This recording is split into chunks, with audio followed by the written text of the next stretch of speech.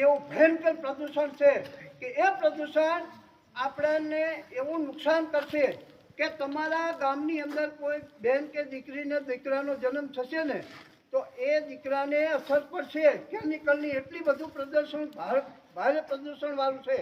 એટલા માટે આ પ્રદૂષણ અટકાવવા માટે આપણે ભયંકર 25 ગામ જીવનગઢ, પોયડા, ઉપરિયાળા, ગોરૈયા, નાના ગોરૈયા, કમાલપુર, મજીઠી, કટોલિયા, દોલતપુર, વડગાસ, આથી સડલા 25 થી 26 ગામો વચ્ચેનું 25 કિલોમીટર આ પ્રદૂષણ આ કારખાનાની અસર પડે।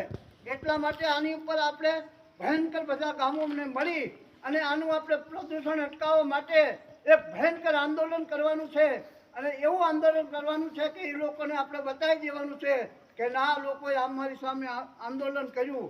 આપણે પાટડીની અંદર અમુક બજારો ચક્કાજામ કરી દેવાની છે। બધા ગામનો સાથ સહકાર લઈ અમે તમામ ગામની અંદર મિટિંગ કરવાના છીએ અને આ મિટિંગ કરીને આપણે પાટડીની અંદર 26મી જાન્યુઆરી પછી એક દિવસ નિમી અને એક મોટું આંદોલન કરવાનું છે અને આ કંપનીવાળાને આપણે બતાવી દેવાનું છે કોઈ લાંચ રૂશ્વત આપણને લાખો કરોડો રૂપિયા આપે તો આપણે લેવાના નથી।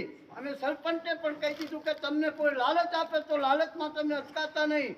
એના માટે આપણે ભયંકર રીતે તમામ ગામના સાથ અને સહકારની જરૂર છે। એટલા માટે આપણે જો આ પ્રદૂષણ નહીં અટકાવીએ તો આપણા ગામનો ભવિષ્યમાં આપણા ગામને ખતરારૂપ છે કારણ કે તમારા શ્વાસ રૂંધાશે। આ પ્રદૂષણથી તમારા શ્વાસ તમારા શરીરની અંદર એવી અસર પડશે કે તમારે આ ગામને એટલું બધું નુકસાન છે।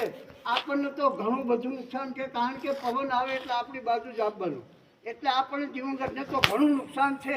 તો અમે તમામ ગામના નિર્ણયો લીધા છે, બધા આગેવાનોને મળ્યા છે અને દરેક ગામની અંદર અમે મિટિંગ કરવાના છીએ અને દરેક ગામની અંદર આપણે આ કારખાને અટકાવવા માટે એક મોટું આંદોલન ઉગ્ર આંદોલન કરવું પડે તો એની માટે ભલે આપણે ભૂખ હડતાલ ઉતરવું પડે તો પણ ઉતરી જવાનું છે। એની માટે આપણે જીવ દઈ દેવો પડે, ખપી જવું પડે તો પણ ખપી જવાનું છે પણ આ કંપની માટે આપણે વિરોધમાં આપણે લડવાનું છે। એટલે અમે દરેક ગામની અંદર અમે મિટિંગ કરવાના છીએ। હમણાં અમે કાલે બધા આગેવાનોને મળી દરેક ગામના અને એક મોટું આપણે જબરજસ્ત સંમેલન કરવાનું છે અને એ સંમેલનની અંદરથી પછી આપણે ઉગ્ર આંદોલન કરવું કઈ તારીખ લેવી એનો નિર્ણય આપણે 26મી જાન્યુઆરી પછી કરવાનો છે।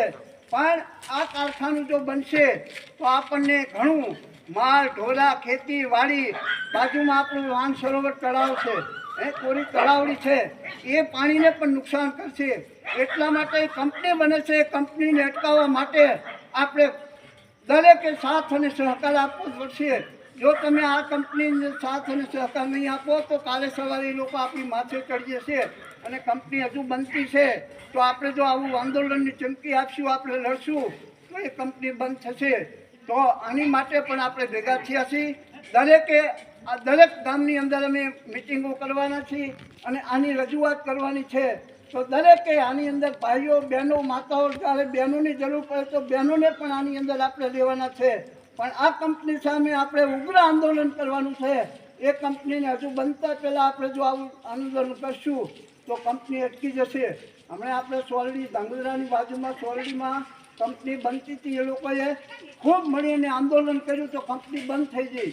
તો આપણે હજુ બનતી કંપની છે તો એના માટે આપણે દરેકે ગામની અંદર અમે રજૂઆત તો કરી છે। હજુ કાલથી અમે કામ ચાલુ કરવાના છીએ। દરેક ગામની અંદર આગેવાનો થઈ ગામડે મિટિંગ કરી અને એક ઉગ્ર આંદોલન કરવાનું છે। એના માટે પણ આપણે દરેક ગામનાઓ સાથ અને સહકાર આપજો કારણ કે આપણા જીવનના છોકરાનું ભવિષ્ય જોવાનું છે। આપણી આ પેઢી તો જતી રહેવાની પણ આવતી પેઢીને આ કંપની બનશે તો એ ભયંકર નુકસાન છે। એટલા માટે આપણે ગામડે ફરી અને રાડ કરી અને આપણે લોકોને કહીએ છીએ કે જાગૃત બનો, જાગો લોકો, મત સુવો, મત કરો નિંદર છે પ્યારનું આ આપણે સુવાનો સમય નથી। ગામની અંદર જાગૃત બનવાનું છે। કોઈ બી કાર્ય કરવું હોય તો એની અંદર આપણે સાથ અને સહકાર જોઈએ।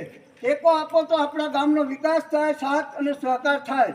તમે ટેકા વગર તમે બે માણસ મત લઈ લો, બે માણસ આમ કરે ના થાય પણ આખા ગામનો સાથ અને સપોર્ટ થાય તો આપણા ગામનો વિકાસ પણ થાય, આપણા ગામનું ધાર્યું કામ થાય અને હજુ પણ જો તમે સાથ સહકાર આપશો તો આપણું ગામ આગળ વધારવાનું છે। આપણા ગામની અંદર એક રોનક લાવવાની છે. આ જીવણગઢ ગામ એક ગોકુળિયું ગામ બનાવવાનું છે. એટલા માટે આપણે આ ગામ ખૂબ જહેમત ઉઠાવવી પડશે, કારણ કે અંદર આવા એક પ્રદૂષણો બેસી ગયા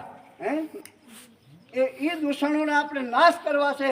વારંવાર રજૂઆત આપણે કરવા છતાં આ લોકો આપણા હામાં પડે, તો આપણે એમને સાથ અને સહકાર આપણા ગામને દો, દરેકને સાથ આપો અને એ લોકોને અટકાવવાનું છે અને આપણે એને બંધ કરાવવાનું છે, એ ફરજિયાત છે.